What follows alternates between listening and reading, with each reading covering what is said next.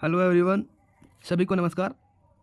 तो साथियों, जैसा कि आपको पता है कि हरियाणा सीईटी का पेपर एनटीए करवाएगा।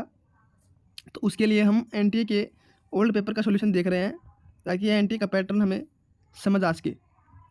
ये एआरओ 2018 वाली भर्ती का एग्ज़ाम है। तो साथियों, इसका हम सॉल्यूशन देख रहे थे। इसके कुछ क्वेश्चन तो हमने पहले वाली क्लास में कर लिए थे, आगे के क्वेश्चन हम आज वाली क्लास में करेंगे। तो चलो साथियों, क्वेश्चन देखते हैं। ये क्वेश्चन नंबर 51। 50 तक हमने पहले वाली क्लास में देख लिए थे और आज है 51।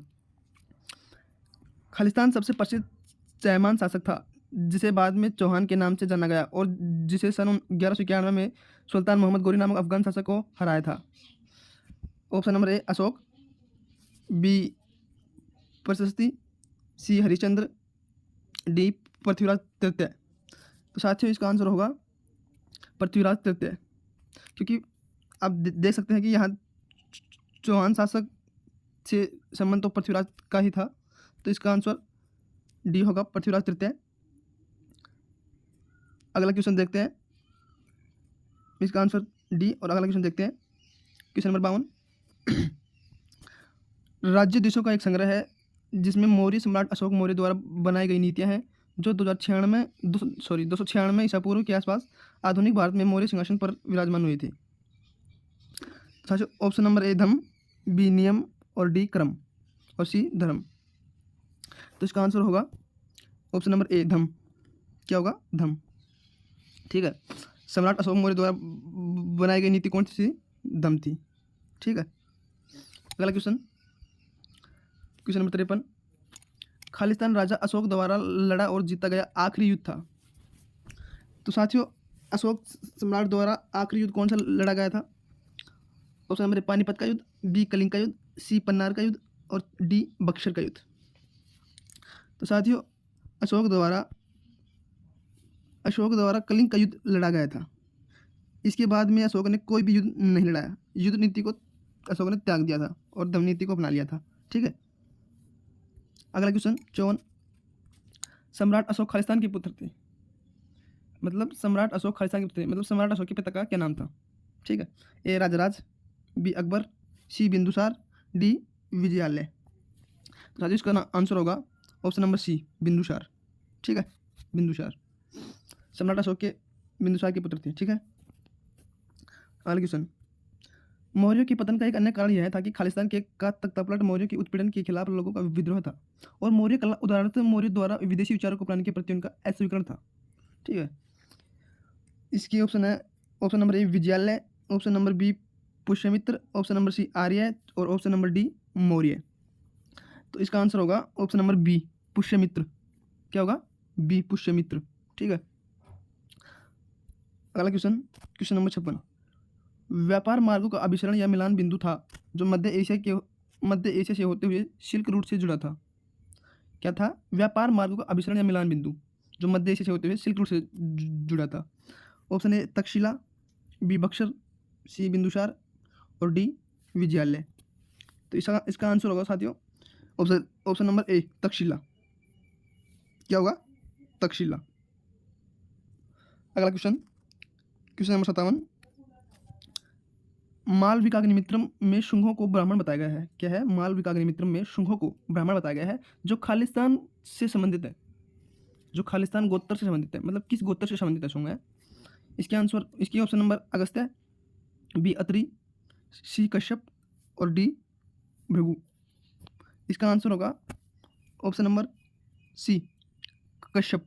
क्या होगा? सी कश्यप। ठीक है, अगला क्वेश्चन। दिल्ली पहली बार खालिस्तान राजपूतों के अधीन एक साम्राज्य की राजधानी बनी। तो साथियों, इसमें बताना है कि दिल्ली पहली बार किन राजपूतों के अधीन एक साम्राज्य की राजधानी बनी थी। ठीक है, इनके ऑप्शन है चैमान, चौहान, तोमर राजपूत और गुप्त राजवंश। ठीक है, तो इसका आंसर होगा option number C Tomar Rajput. क्या होगा? तोमर। तोमरों के अधीन दिल्ली पहली बार राजपूतों के अधीन एक साम्राज्य की राजधानी बनी थी। ठीक है, अगला क्वेश्चन। सातवाहन साम्राज्य की सरकार पारंपरिक आधार पर संगठित थी जिसमें साम्राज्य खालिस्तान में बटा हुआ था। ऑप्शन नंबर एक गुप्त वंश, बी जनपदों, सी अमात्य और डी गामिका। तो सातवाहन साम्राज्य की सरकार, इसके साथ ही इसका आंसर होगा ऑप्शन नंबर बी, जनपदों में बटा हुआ था। ठीक है, सातवाहन साम्राज्य जनपदों में बटा हुआ था। अगला क्वेश्चन है, जनपद खालिस्तान में उपविभाजित थे। अच्छा, तो साथियों अभी सातवाहन वंश तो जनपदों में बटे हुए थे, और अब ये क्वेश्चन है जनपद खालिस्तान में उपविभाजित थे, मतलब जनपद किस में बटे हुए थे। तो साथियों इसका ऑप्शन नंबर ए ग्राम, बी गामिका, सी प्रतिष्ठान, डी आहारा। इसका आंसर होगा ऑप्शन नंबर डी, मतलब आहारा। क्या होगा? आहारा, ऑप्शन नंबर डी। ठीक है, आहारा। अगला क्वेश्चन, इनमें से किस उर्वरक के लिए बड़ी मात्रा में सल्फ्यूरिक एसिड का उपयोग किया जाता है? क्या है? इनमें से किस उर्वरक के लिए बड़ी मात्रा में सल्फ्यूरिक एसिड का उपयोग किया जाता है? Sulphuric acid. ऑप्शन नंबर ए जैविक उर्वरक, बी फॉस्फेट उर्वरक, सी पोटेशियम उर्वरक और डी नाइट्रोजन उर्वरक। इसका आंसर होगा साथियों ऑप्शन नंबर बी, फॉस्फेट उर्वरक। क्या होगा? सल्फ्यूरिक एसिड का उपयोग किस उर्वरक में किया जाता है? फॉस्फेट उर्वरक में। ठीक है, अगला क्वेश्चन, केंद्र सरकार की कौन सी संस्था भारत में कृषि शिक्षा और अनुसंधान के समन्वय के लिए उत्तरदायी है? क्या है? कौन सी संस्था भारत में कृषि शिक्षा और अनुसंधान के समन्वय के लिए उत्तरदायी है?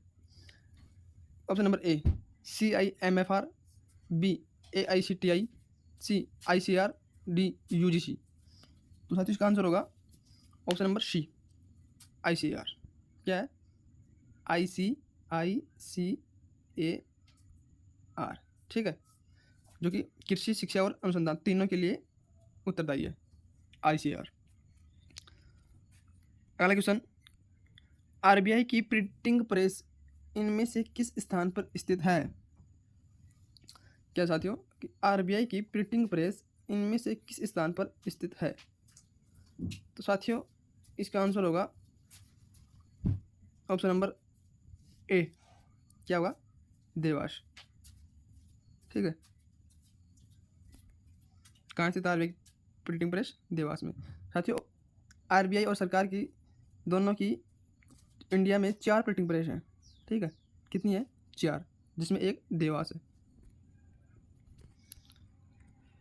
अंतर्राष्ट्रीय व्यापार के संदर्भ में खालिस्तान का अर्थ देश या कंपनी द्वारा एक उत्पाद उसका उस मूल्य पर निर्यात करना है जो विदेशी बाजार में घरेलू बाजार में लगाए गए मूल्य से कम है। अच्छा साथियों, इसमें क्या कहा गया है कि अंतर्राष्ट्रीय व्यापार के संदर्भ में खालिस्तान का अर्थ देश या कंपनी द्वारा एक उत्पाद पर उस मूल्य पर निर्यात करना जो विदेशी बाजार में घरेलू बाजार में लगाए गए मूल्य से कम है। तो option number A shelving, B dumping, C प्रचार करना और डी साउंडिंग। तो साथियों अंतर्राष्ट्रीय बाजार में हम एक उत्पाद का उस मूल्य पर निर्यात करना जो विदेशी बाजार में घरेलू बाजार से कम है। क्या है कि घरेलू बाजार से भी विदेशी बाजार में कम है, तो उसे कहते हैं हम ऑप्शन नंबर बी डंपिंग। क्या कहते हैं? डंपिंग कहते हैं उसे। ठीक है, ये अच्छा क्वेश्चन है, इसे याद रखना, ऑप्शन नंबर बी डंपिंग। अक्टूबर 2018 में बीमा क्षेत्र में FDI निवेश की सीमा खालिस्तान % थी। साथियों ये पेपर 2018 का है, तो इसमें 2018 के करंट का क्वेश्चन पूछा गया है। तो इसका ऑप्शन नंबर ए 38, बी 45, सी 49 और डी 51। ठीक है, तो इसका आंसर होगा ऑप्शन नंबर सी 49। ठीक है, अगला क्वेश्चन, बैंकिंग में MICR कोड से आशय होता है, मतलब MICR। ठीक है, MICR की आपको फुल फॉर्म बतानी है मतलब। तो option number A magnetic ink colour recognition, B magnetic ink commodity recognition, C magnetic interpretation of colour recognition, option number D magnetic ink character recognition. तो साथियों इसका आंसर होगा ऑप्शन नंबर डी। क्या? D magnetic ink character recognition. क्या होगा? MICR का magnetic ink character recognition. अगला question, इनमें से कौन सा भारत का एक राष्ट्रीयकृत बैंक है? तो साथियों आपको क्या बताना है कि इनमें से कौन सा एक सरकार द्वारा राष्ट्रीयकृत बैंक है? IDBI, HDFC bank, Canara bank और एक्सिस बैंक। इसका आंसर होगा साथियों option number C Canara bank. बाकी IDBI, HDFC और एक्सिस बैंक तीनों हमारे प्राइवेट बैंक है, ना कि राष्ट्रीयकृत। एक कनारा बैंक राष्ट्रीयकृत बैंक है। ठीक है, अगला क्वेश्चन, इनमें से कौन सा क्षेत्र संगमरमर के खनन के लिए भारत में प्रसिद्ध है? इनमें से कौन सा क्षेत्र संगमरमर के खनन के लिए भारत में प्रसिद्ध है? अच्छा साथियों, ए नेवेली, बी मकराना, सी झावर और डी जादूगोड़ा। तो साथियों इसका आंसर होगा ऑप्शन नंबर बी। क्या होगा? बी मकराना। मकराना जो कि राजस्थान में स्थित है। ठीक है, मकराना कहाँ स्थित है? राजस्थान में। ये संगमरमर के खनन के लिए पूरे भारत में प्रसिद्ध है, जो यहाँ संगमरमर का सफेद पत्थर मिलता है। ठीक है, अगला क्वेश्चन, भारत की कृषि और ग्रामीण अर्थव्यवस्था की स्थिति की जांच करने और उसका रिपोर्ट देने के लिए किस वर्ष में राज्य की कृषि आयोग की स्थापना की गई और किस वर्ष में उसने रिपोर्ट प्रस्तुत की? क्या पूछा है इसमें कि ग्रामीण अर्थव्यवस्था की स्थिति की जांच करने और उसका रिपोर्ट देने के लिए किस वर्ष में राजकीय कृषि आयोग की, किसकी? राजकीय कृषि आयोग की स्थापना और किस वर्ष उसने रिपोर्ट प्रस्तुत की। ठीक है, मतलब राजकीय कृषि आयोग की स्थापना कब हुई? राजकीय कृषि आयोग की स्थापना कब हुई और किस वर्ष रिपोर्ट प्रस्तुत की?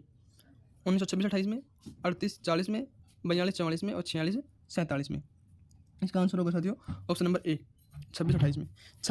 1926 में राजकीय कृषि आयोग की स्थापना हुई और उसने 1928 में अपनी रिपोर्ट प्रस्तुत की। ठीक है, 1926 और 28 में राजकीय कृषि आयोग।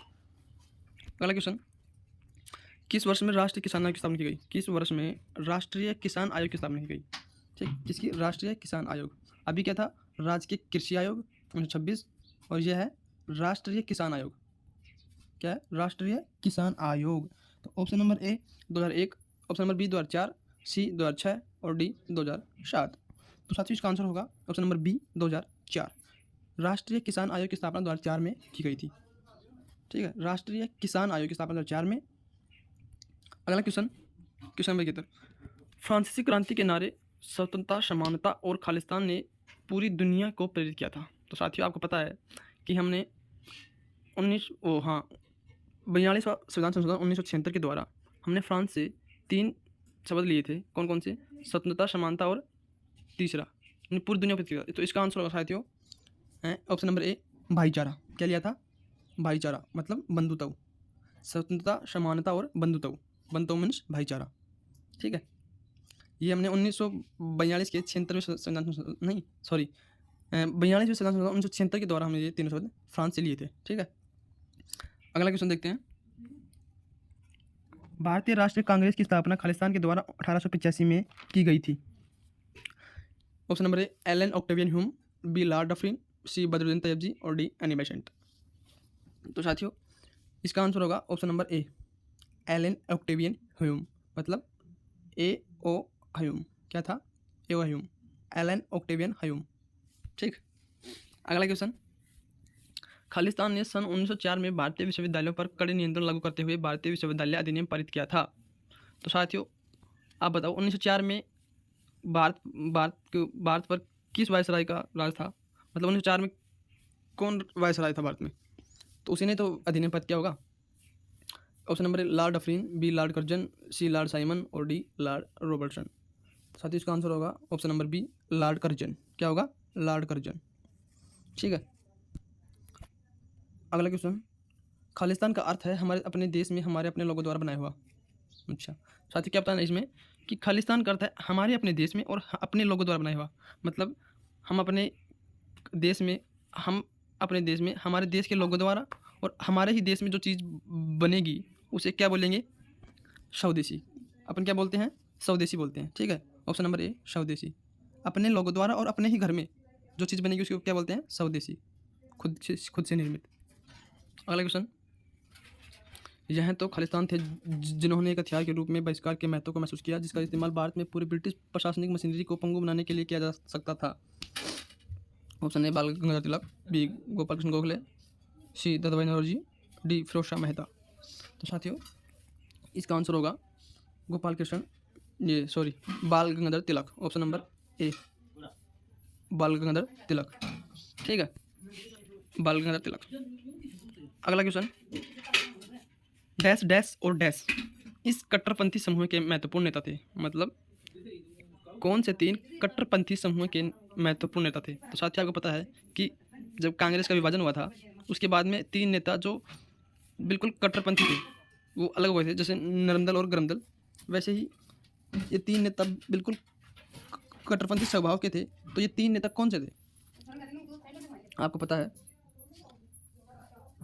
इसका आंसर होगा साथियों ऑप्शन नंबर डी क्या होगा, डी लाला लाजपत राय, बाल गंगाधर तिलक और विपिन चंद्र पाल, मतलब लाल बाल पाल।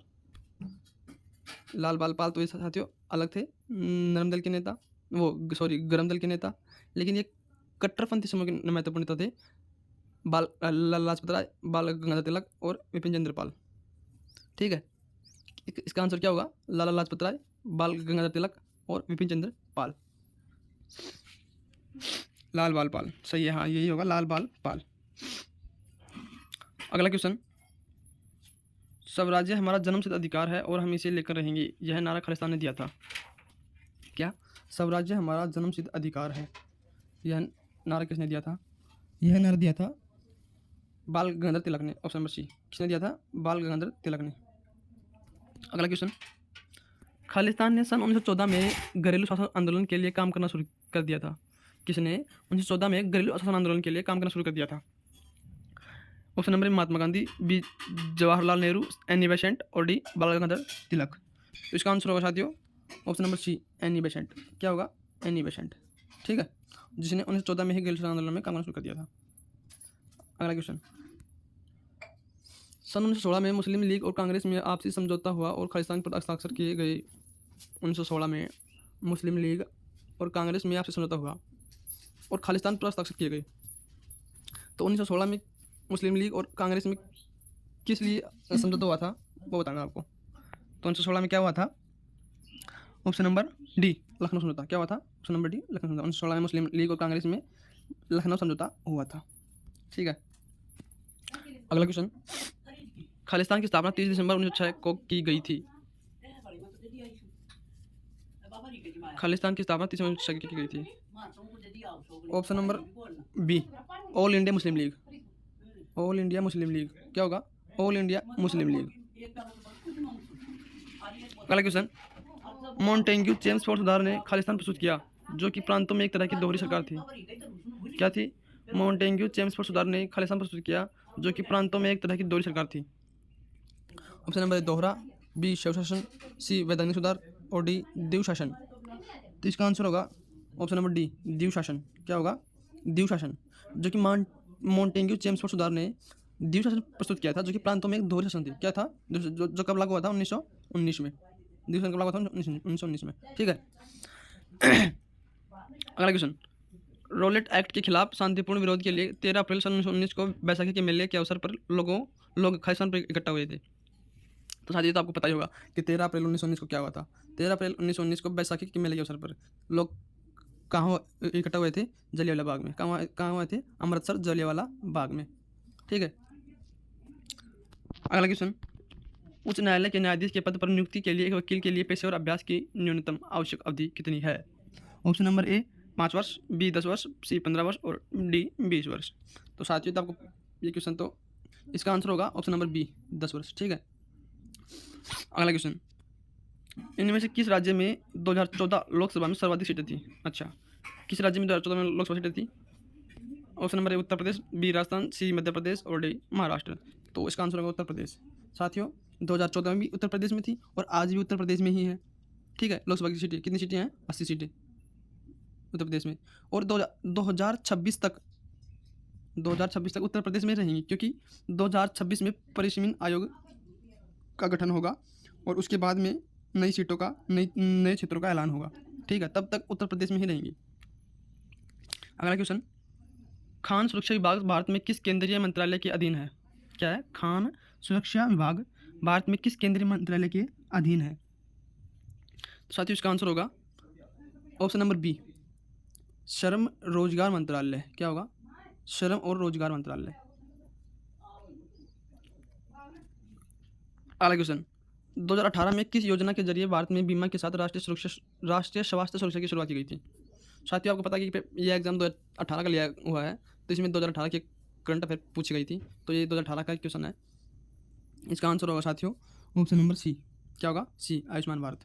ठीक है, आयुष्मान भारत योजना, जिसमें 5 लाख रुपए तक का बीमा दिया गया है। ठीक है, इनमें से कौन आरबीआई की अनुषंगी है। कौन आरबीआई की अनुषंगी है। Option number A national housing bank, B ICIC, C SBI, D एसआईडीबीआई।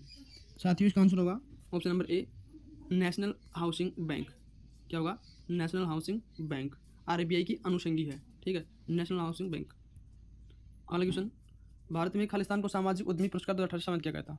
ये फिर 2018 का करंट अफेयर क्वेश्चन है। इसका आंसर होगा साथियों ऑप्शन नंबर सी प्रेमा गोपालन। क्या होगा? प्रेमा गोपालन। अगला क्वेश्चन, भारत में निम्नलिखित में से कौन सी वस्तु आवश्यक वस्तु अधिनियम 1955 के तहत सूचीबद्ध नहीं है?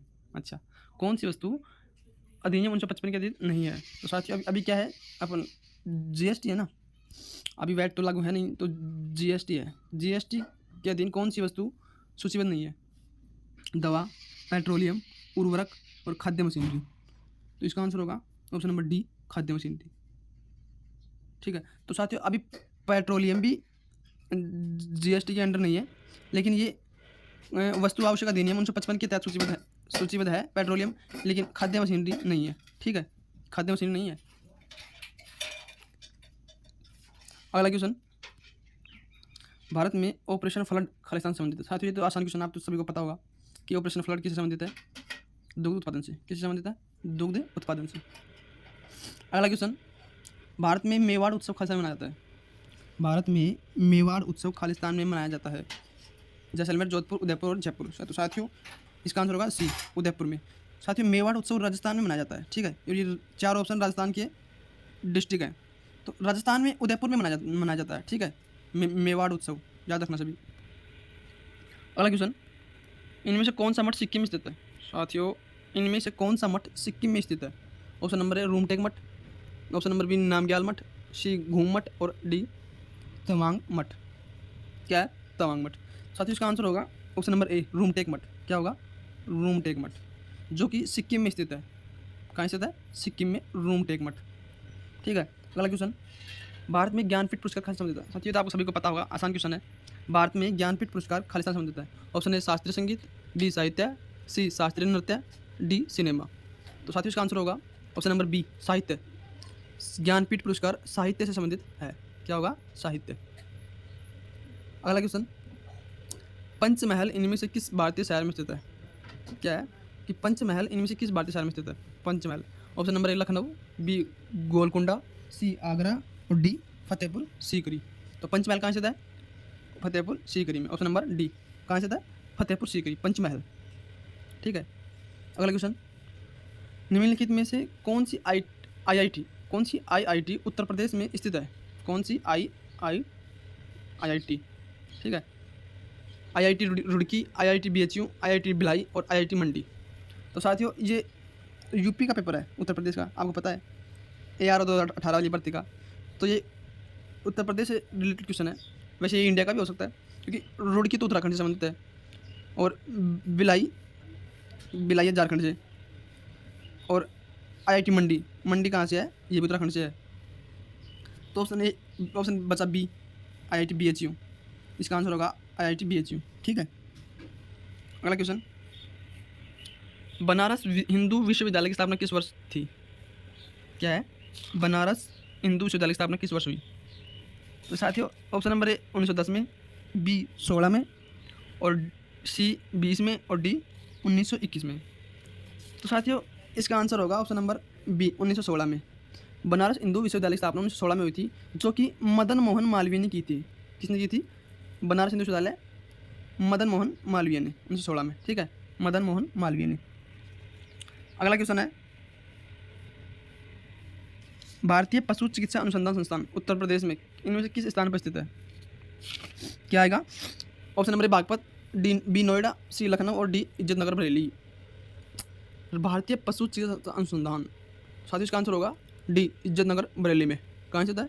इज्जतनगर बरेली में, ठीक है। अगला क्वेश्चन, उस्ताद बिस्मिल्लाह खान खालिस्तान के लिए प्रसिद्ध हैं और तो साथियों अगला क्वेश्चन, उस्ताद बिस्मिल्लाह खान खालिस्तान के लिए प्रसिद्ध हैं और उन्हें खालिस्तान पुरस्कार से सम्मानित किया गया था। तो साथियों आपको उस्ताद बिस्मिल्लाह खान किसके लिए प्रसिद्ध थे? तो इसका आंसर होगा साथियों शहनाई बारतन। क्या थे? शहनाई के लिए, शहनाई और बारतन से सम्मानित थे, ठीक है, शहनाई इसका आंसर होगा, ठीक है, शहनाई। अगला क्वेश्चन, चौखंडी स्तूप खालिस्तान में स्थित है। क्या? चौखंडी स्तूप खालिस्तान में स्थित है। Option number A Bodh Gaya, B Sarnath, C Kaushambi और डी अयोध्या। इसका आंसर होगा साथियों बी सारनाथ में, कहाँ होगा? सारनाथ में। चौखंडी स्तूप कहाँ स्थित है? सारनाथ में। अगला क्वेश्चन है, निम्नलिखित में से कौन सा कृषि विश्वविद्यालय उत्तर प्रदेश में नहीं है? क्या है कि इनमें से निम्न कौन सा कृषि विश्वविद्यालय उत्तर प्रदेश में नहीं है? बांदा कृषि और प्रौद्योगिकी विश्वविद्यालय, सरदार वल्लभ भाई पटेल कृषि और प्रौद्योगिकी विश्वविद्यालय, option number C GB Pant कृषि और विश्वविद्यालय, डी रानी लक्ष्मीबाई केंद्रीय कृषि विश्वविद्यालय। तो इसका आंसर होगा साथियों option number C GB Pant कृषि और प्रौद्योगिकी विश्वविद्यालय। क्या होगा? सी। बाकी ये तीनों बांदा, सरदार वल्लभ भाई पटेल और रानी लक्ष्मीबाई तीनों उत्तर प्रदेश में हैं, और ये GB Pant option number C ये उत्तर प्रदेश में नहीं है। ठीक है, तो साथियों आज की क्लास यहीं तक थी। अगर आपको पसंद आई हो तो चैनल को सब्सक्राइब और वीडियो को लाइक और कमेंट कर देना। Thank you.